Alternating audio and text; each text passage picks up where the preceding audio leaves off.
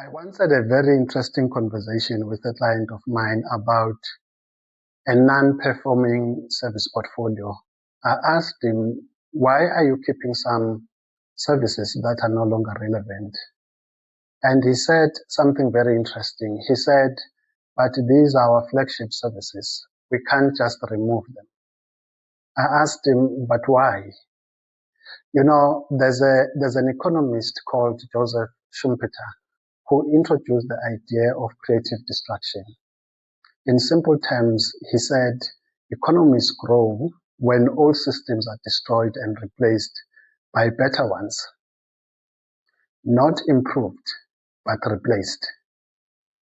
And I looked at this situation and related it to our creative economies here in Africa. You know, creative industries talk about innovation all the time, and it's not here in Africa only. But we are emotionally attached to what used to work. We hold on to old services because they made us money before. We hold on to old branding because people recognize it. Old customers because they were there at the beginning. But markets move. And when markets move, relevance shifts.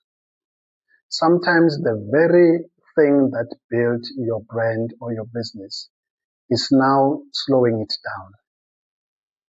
Let's be honest, is that service of yours that you are protecting still profitable for your business?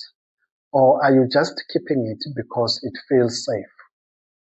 Is that audience still aligned with your strategic direction? Or are you just afraid of losing visibility? What about that pricing model that is outdated now? Do you think it's still sustainable? Or are you afraid to reposition? Here's what most founders don't realize. If you don't destroy what is outdated in your business, the market will destroy it for you. And when the market does it, it hurts more. Creative destruction in creative businesses means this.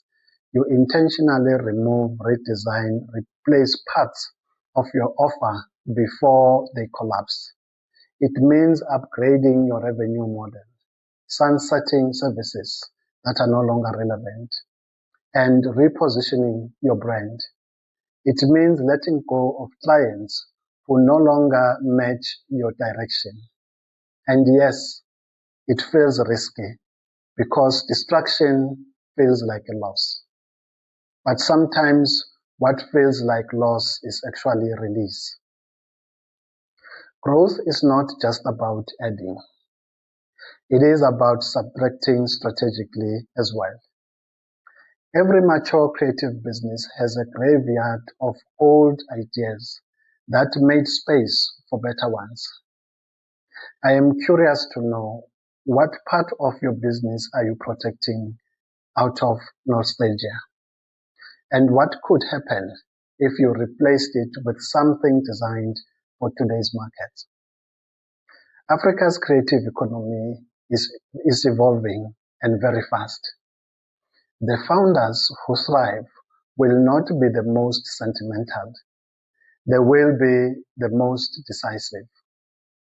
If something no longer fits your future, have the courage to redesign it or remove it. That is not failure. It is architecture. Thank you for watching. I hope you reflect on this one. I hope to see you in the next one.